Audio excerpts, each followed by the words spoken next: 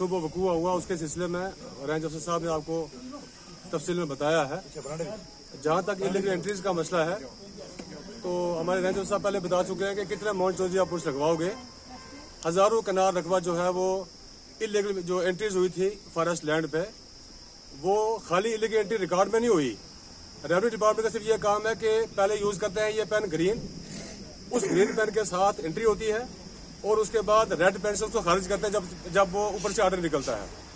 और इस ग्रीन और रेड पेन के अंदर गरीबों का खून और हमारे लिए बायस मुसीबत, ये illegal entries have become the bone of contention for the forest department. और उसके बाद अगर हम अपील करते हैं जाके किसी हायर अथॉरिटीज के पास, तो इसका मतलब ये हुआ कि if the case of the murder is filed before his father, how one can expect justice. Baig साहब, इसके हमने पहले भी एक बार कहा था कि जितने भी ये पावर्स हैं, अगर डीएफओ हमारा स्टेट अफसर है तो ये पावर्स डीएफओ के पास होनी चाहिए। अगर एक रेवेन्यू डिपार्टमेंट का सिद्धार्थ अगर एंट्री करता है इलीगल, तो आप कैसे ये एक्सपेक्ट करोगे कि उसका जो एडिशनल डीसी बैठा उसको खारिज करेगा। लैंड हमारी है, we are the custodian of forest land.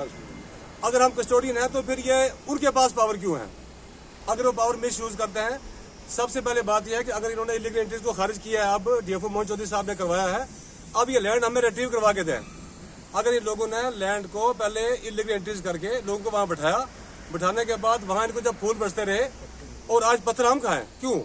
ये रेवेन्यू डिपार्टमेंट की जिम्मेदारी है कि सारा रकबा रिट्रीव करके वापस फॉरेस्ट डिपार्टमेंट को रिस्टोर किया जाए, न कि सिर्फ रेवेन्यू रिकॉर्ड में बल्कि ऑन ग्राउंड भी।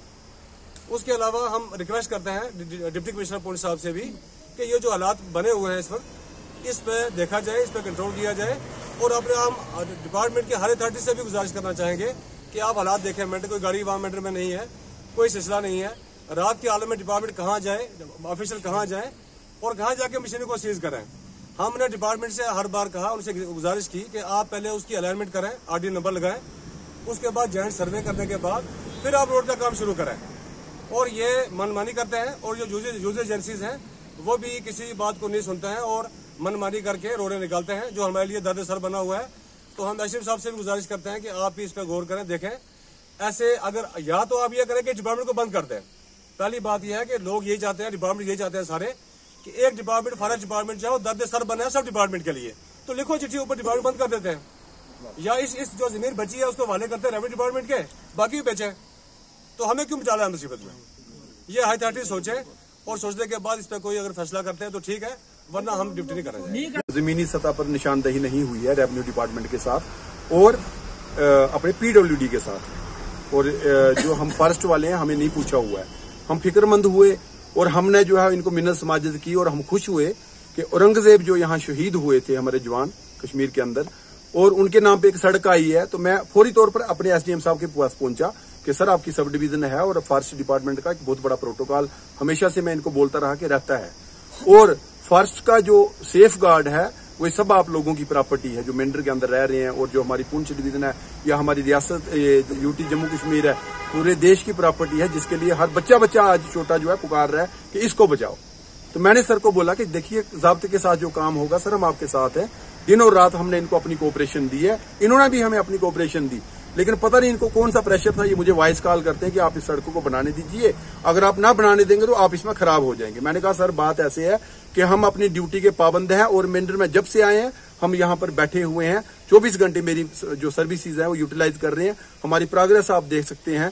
और जहां पर जो हमने निशानदेहियां शुरू की जब करने, लोगों की लड़ाइयों के बीच पता चला कि हमारे दफ्तर के पीछे ही फॉरेस्ट खसरा नंबर 655 है, और जो रेवेन्यू डिपार्टमेंट ने मालकीत कर दिया हुआ है लोगों के नाम, और इन्होंने कहा कि अगर आप सड़क नहीं बनाने देंगे तो हम आपको जो है वो हम आपको खराब करेंगे। वॉइस कॉल इन्होंने 2 बार मुझे की। मैंने सर को बोला कि सर कोई बात है आप मुझे बुलाइए, पीडब्ल्यूडी को बुलाइए।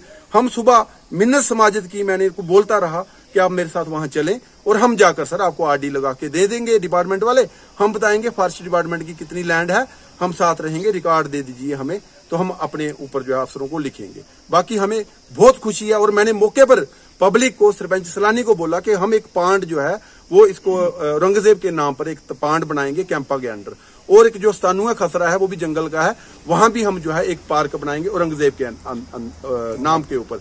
मजा जब है जब ये हमें कोऑपरेट करते, हमारी बात सुनते, हमारी तकलीफ समझते। क्यों?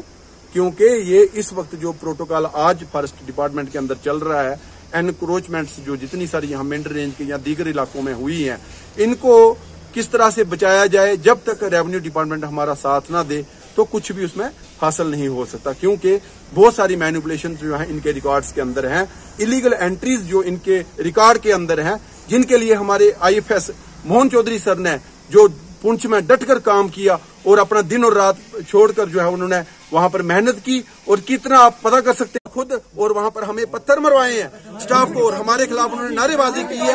और हम कैसे काम करेंगे यहाँ पर? मैं और मेरा कार्ड और मेरा जो है ये लोग मेरे सेब हैं, SDM साहब को बोलते हैं अगर आप यहाँ काम नहीं करने जाते इस रेंजर में, आप मुझे छुट्टी करवाइए, आपकी अप्रोच है, आप साहब को अभी बोलिए ट्रांसफर ऑर्डर बना के दूसरी जगह मुझे पहुंचाया जाए। और अगर मैंने 3.25 अरब रुपए की जमीन जो है 284 कनाल खसरा मैंने वहां पर डिमार्केट खुद जाके किया है, और वहां रिकॉर्ड इनका पटवारियों से जब देखा तो इलीगल एंट्रीज उस पर इतनी है। मेंढर के वो प्राइम लैंड है, मैंने अकॉर्डिंगली प्रोग्रेस में डाला है, उस लैंड के ऊपर कितनों किसकी इंक्रोचमेंट है वो पता कराएं, SDM साहब उसको गिराएं, तब मैं मानूंगा यहाँ पर लॉ एंड ऑर्डर है। अगर ये SDM साहब उसको ना साफ करें तो मैं यहाँ काम नहीं करने वाला हूँ।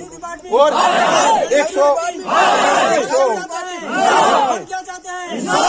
118 खसरा है मेंढर के अंदर, वो गैर मुमकिन जाड़ है, जहाँ पर लोगों की लड़ाई लगी आपसी, और मेरे स्टाफ के ऊपर वो इल्जाम तराशियां करते हैं कि हम गलत काम कर रहे हैं। हम अपने समाज के लिए काम कर रहे हैं, चाहे हमारी जान भी चली जाए हम इसकी परवाह नहीं करेंगे, लेकिन हम अपनी जंगल का जो एक दरख्त भी है ना, वो मेरे आज सारे हायर आप सुन लें, मैं अपने हाथ खड़े करके कहता हूं कि मुझे कोई इनाम नहीं चाहिए, लेकिन इस डिपार्टमेंट का सुधार कीजिए। अगर आपको एफिशिएंट स्टाफ बनाना है, हमें गाड़ी नहीं है यहाँ पर, हम किस तरह से रात को उठकर वहां पहुंचते हैं हम जानते हैं। मेरा स्टाफ घरों से उठ के कहां से आता है वो हम जाते हैं, और हम किस तरह से अपने जो है वो पूरे इस मतलब इतना वनरेबल एरिया जहां पर ये पता ना लगता हो कि डिमार्केशन कहाँ है, घर कहाँ है, किसका क्या है।